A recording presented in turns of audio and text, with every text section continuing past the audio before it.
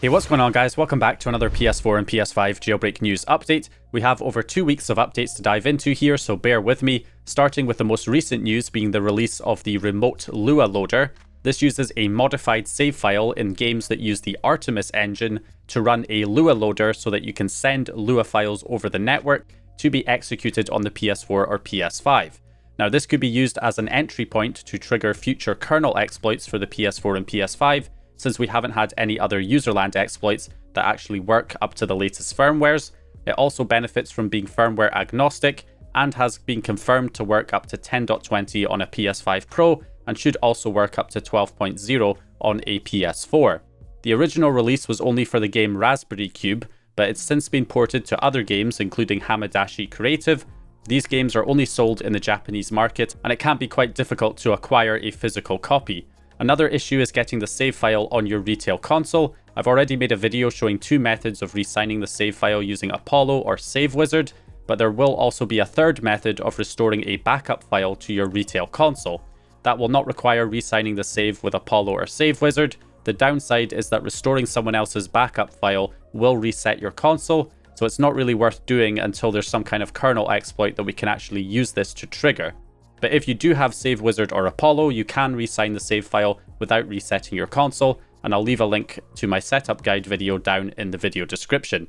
There's also talk about perhaps including the Hamadashi Creative demo in the backup file so that we wouldn't need to purchase a physical copy of the game, but backups normally don't include the licenses, so I'm not really sure if that will actually turn out to be possible or not. So another thing that came out for the PS4, we actually now have the ability to play GTA 5 online on a jailbroken PS4 using a private server. So there's a private server called Los Santos Online, which now has support for PS4. Originally, it looked like it was only Xbox 360, where the servers were shut down on the PS3 and the Xbox 360. So private servers have sprung up to kind of take the place of the official online servers on those platforms. But now this particular private server has added PlayStation 4 support just in the past couple of days. So as you can see here, we've got use of mod menus. So they allow you to actually use mod menus on this private server. Although if you are griefing other players with mod menus, I do believe there are penalties. And then also there are unlimited characters, create as many characters as you like. There's stats editing, as well as roleplay options, join clans and crews for immersive roleplay experiences. Apparently all of the heists and online missions are all available, so you should be able to dive in and play it. Now, unlike EasyFN for Fortnite, another private server we covered that's playable on PS4, this Los Santos Online is not a free private server, so unfortunately you will have to pay either a monthly subscription for $5 a month or $50 for lifetime access. So I will look into this. I haven't actually set this up yet on my own PS4, but once I do, I might bring you guys a setup guide if you're interested. So yeah, let me know what you guys think there down in the comments section. Although it's not stated here, it should theoretically work on PS5s as well through backwards compatibility with the PS4 version. Moving on from that, we also got the release of the Apollo Save Tool version 1.7.0. This version adds PS1 support, so the previous version added PS2 support. We now have PlayStation 1 support as well. So just like with the PS2 saves, with PS1, you can now manage PS1 virtual memory card images, allowing you to import and export the raw save data to and from the virtual memory cards, as well as also convert the virtual memory cards to different VMC formats, different virtual memory card formats. And lastly, for the PS4, we also got the release of Hellblade 2, a homebrew version of Hellblade 2 by Lappy. Now, this is a pretty interesting project. It is Hellblade 2, except without the Hellblade 2 gameplay. It's essentially a way of experiencing the story without the actual gameplay itself. So it uses video files to play the game, except it does have like QTE inputs. In order to walk, it will prompt you to push the left stick forward to move your character forward. And then if you let go of the left stick, it pauses the video file. So it gives you like this interactive experience of playing Hellblade 2 without actually having the gameplay or actually like porting the whole game over to the PS4. So yeah, it's a pretty interesting project. It's definitely worth checking out if you want to experience the story. It also has a similar setup for combat, like QTE combat events, where you have to like press the button within a given amount of time.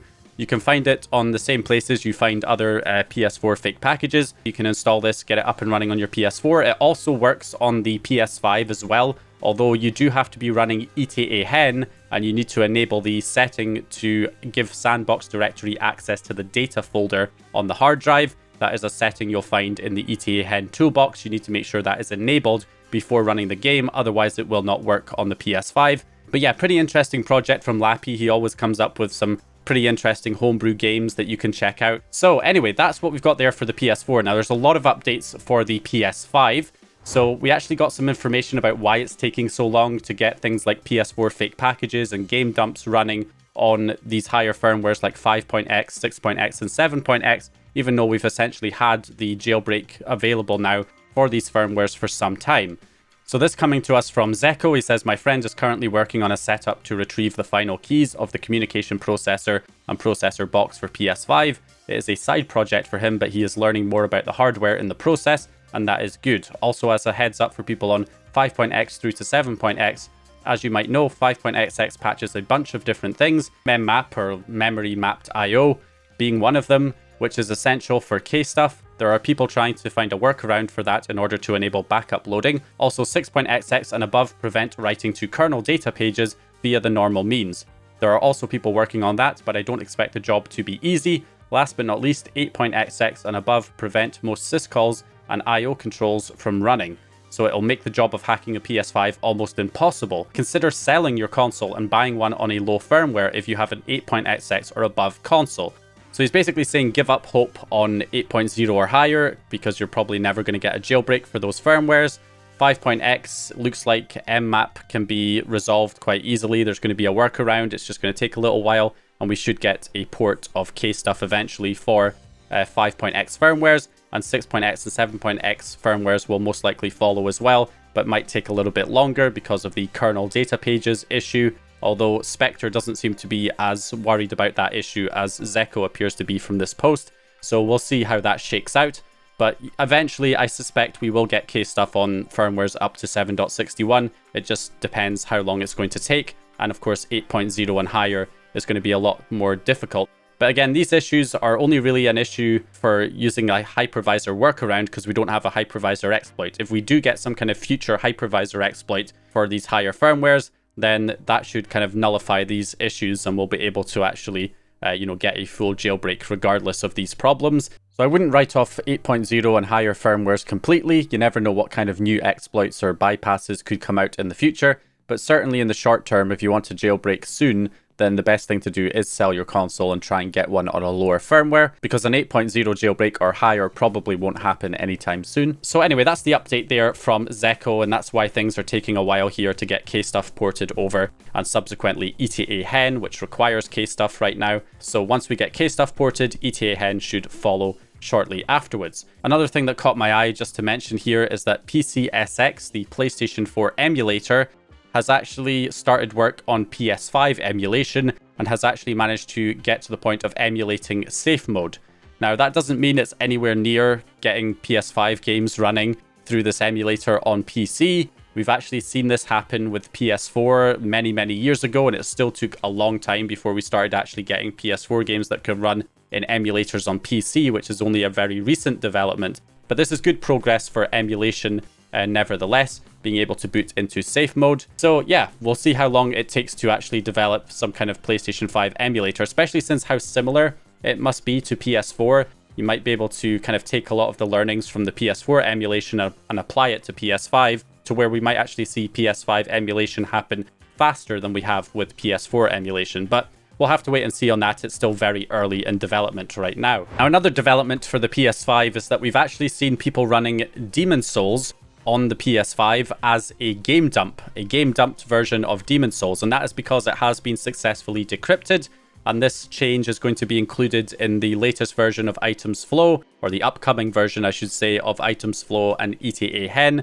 by Lightning Mods that he is currently working on. So this will include a new version of the dumper that actually allows you to successfully dump Demon's Souls, and it will decrypt it properly, where you'll then be able to turn that into a game dump that you can run with Items Flow. As I'm demonstrating here, it works perfectly well. I was able to dump the game no problem with this upcoming version, and then essentially turn it into a game dump that I could load with Items Flow itself.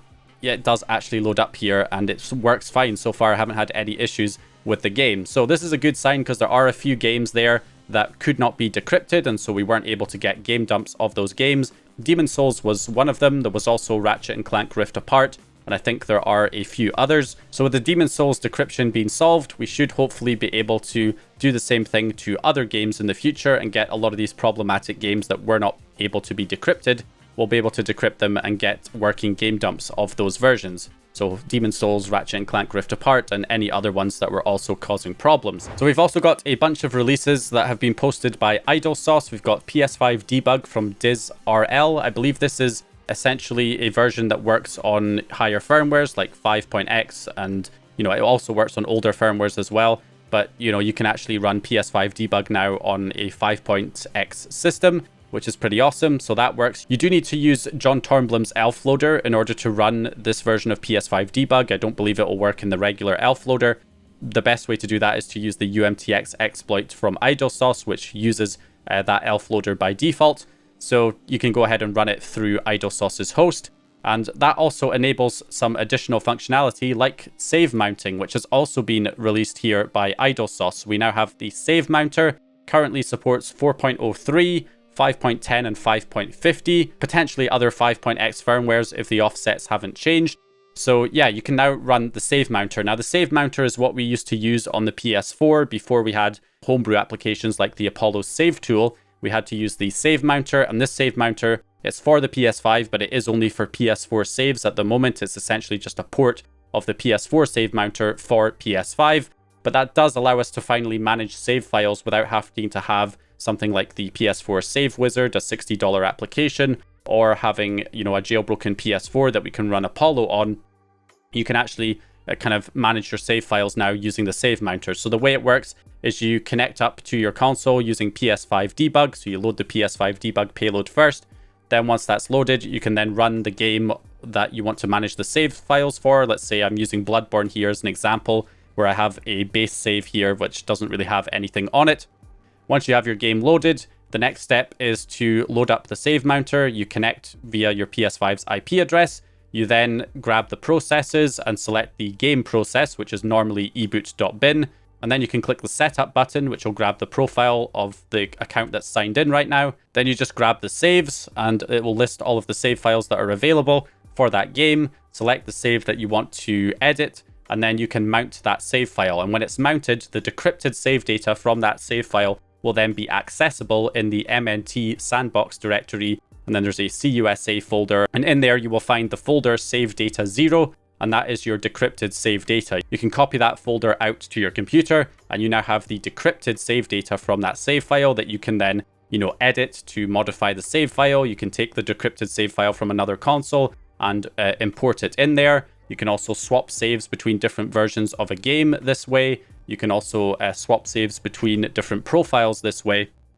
So it gives you a lot of options here. So in my case, I'm just taking a modified starter save that I downloaded that is a decrypted save, and I'm replacing the decrypted save files from the original save with this modified one. And once I've done that, I can unmount the save. You've got to make sure you unmount it before you exit the game, otherwise you can corrupt the save file. And then once you've done that, we can go back into the game, load it up again, and this time you'll see that when we load up the save file, it is a starter save that I put on there, so it is right at the beginning of the game, but you can see I have like maxed out health and maximum blood echoes and all of that stuff, so it is a modified save. That is the save mounter, now available for 4.03 and 5.x. The good news is that you can actually add support for other firmwares, because IdleSauce also released a get basic save mounter offsets.elf file. And this elf file is designed to, again, to be loaded using John Tornblum's elf loader. So use the UMTX exploit from IdleSauce to run the jailbreak, and then send the payload on 9021. And when you do that, it will actually give you the offsets for your firmware for the save mounter. And then you can just go to the code in the save mounter for the GitHub project and go to the offsets, and you can just add your offsets in here for your specific firmware version. And if everybody does that, we can essentially get support for all of the available firmwares. So anyway, that should be it for this one. Hope you guys enjoyed this video or found the information useful. If you did, please leave a like and subscribe. And once again, I'll hopefully see you guys in the next video.